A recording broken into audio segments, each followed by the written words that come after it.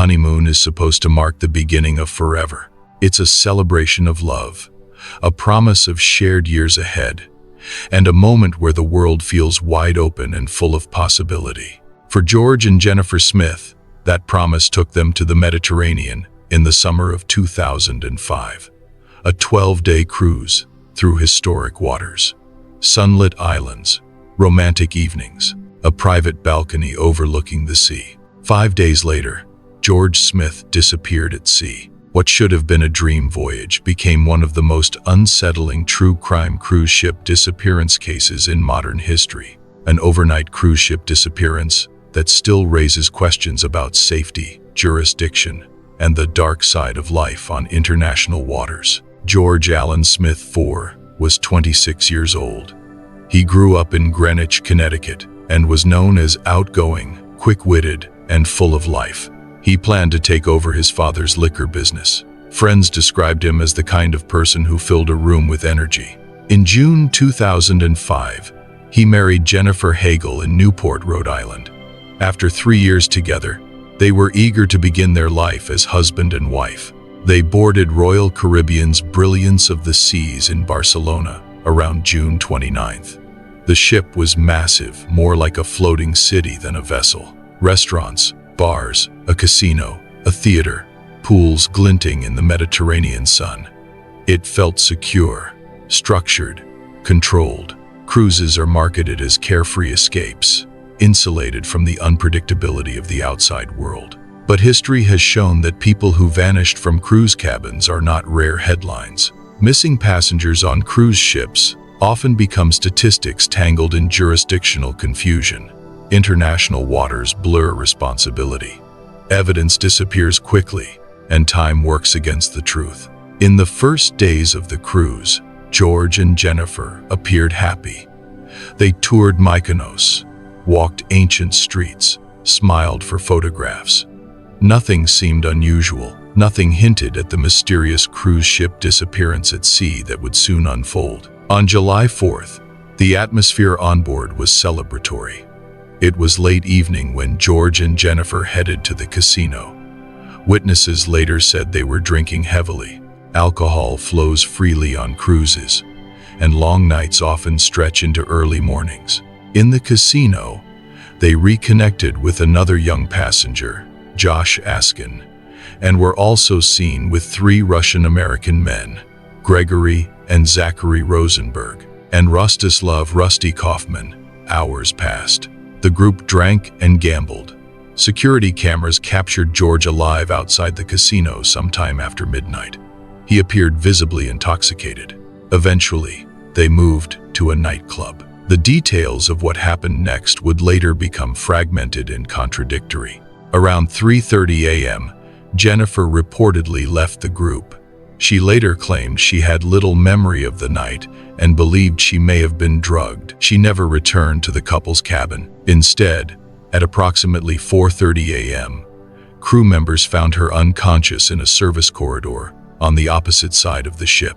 She was taken back to stateroom 9062 and placed in bed. Meanwhile, the 4 men later stated they helped a heavily intoxicated George back to his cabin shortly after 4 a.m. According to their version, George could barely walk. They claimed they removed his shoes, placed him on the bed, and left. But ship records showed inconsistencies in their timeline. They said they ordered room service afterward, yet no delivery was recorded. Small discrepancies, perhaps, but in a case involving a passenger disappeared overnight on cruise ship, details matter. Between 4 and 4:30 a.m., a passenger in the adjacent cabin reported hearing a heated argument coming from the Smiths' balcony. He described loud male voices and the sound of furniture scraping or being thrown. Then, silence. Moments later, he heard what he called a horrific thud, heavy and final, striking the metal awning below. When morning arrived, other passengers stepping onto their balconies noticed something disturbing. On the white canopy covering the lifeboats directly below cabin 9062 was a large blood stain. Its shape suggested impact before falling into the sea. George Smith had disappeared at sea. There was no body recovered, No confirmed sighting after 4 a.m. Just blood, conflicting stories, and a timeline that didn't align cleanly. Royal Caribbean's initial position leaned toward accident. The theory suggested that George, heavily intoxicated, may have climbed or sat on the balcony railing and fallen. But this explanation left unanswered questions. Why was there blood inside the cabin? Investigators later reported small blood spots on bedding and a towel within the room. A simple accidental fall would not typically produce interior blood evidence. Why did a neighbor hear a loud argument? Why were the last men seen with George inside his cabin in the early hours? The ship continued its journey. Turkish authorities reportedly permitted the cleaning of the blood-stained canopy. Evidence was washed away within hours. The cabin was not preserved as a sealed crime scene for long. For the Smith family, this response felt inadequate. They believed the cruise line prioritized schedule and optics over preservation of potential homicide evidence. In cases of disappearance at sea, early investigative decisions are critical.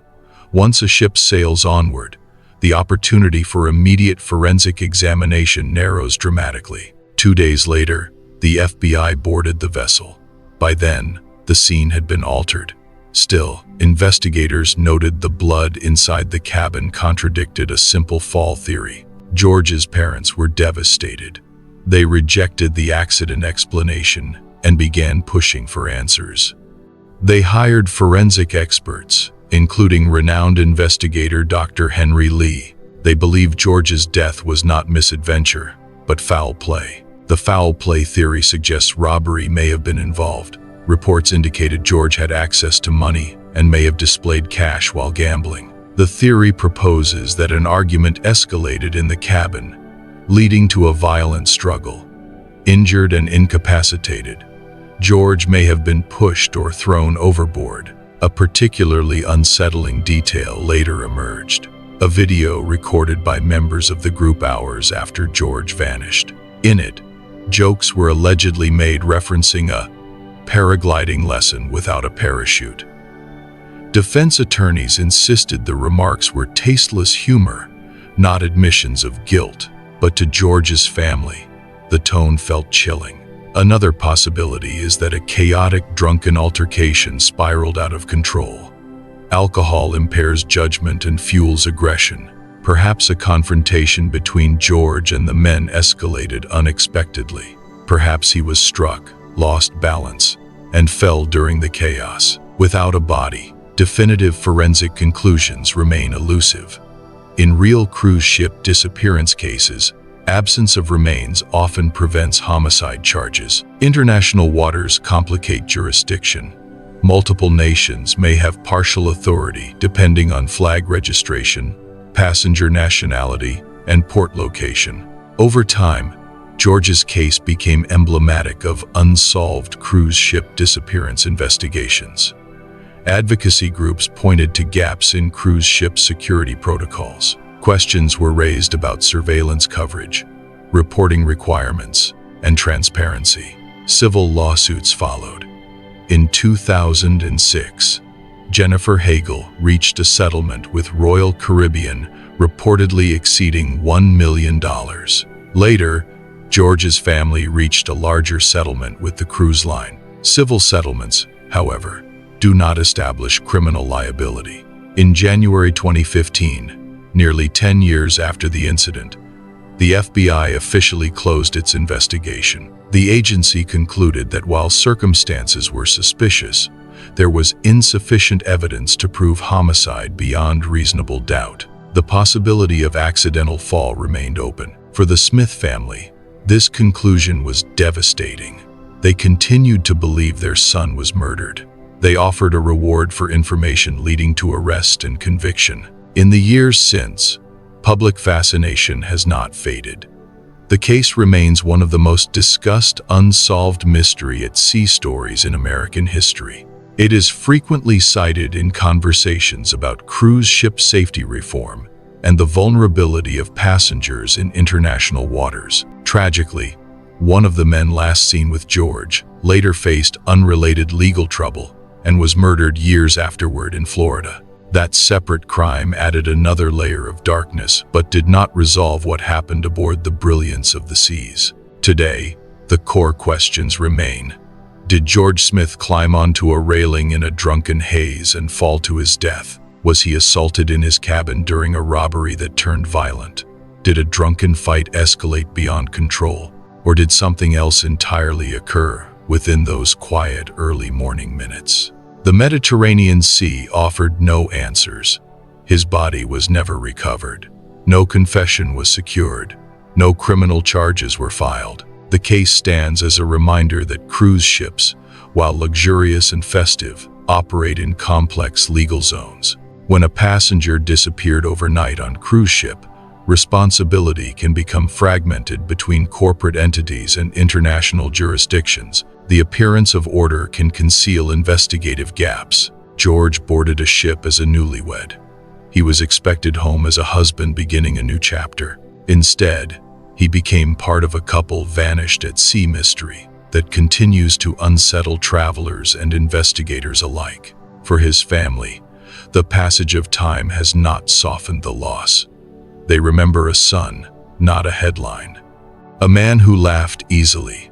A future interrupted. The ocean keeps its secrets well. And somewhere between midnight drinks, a balcony argument, and a single heavy thud against metal in the dark, George Smith's story slipped beneath the surface, becoming not just a disappearance at sea, but a lasting question about truth, accountability, and what can happen when celebration turns into silence.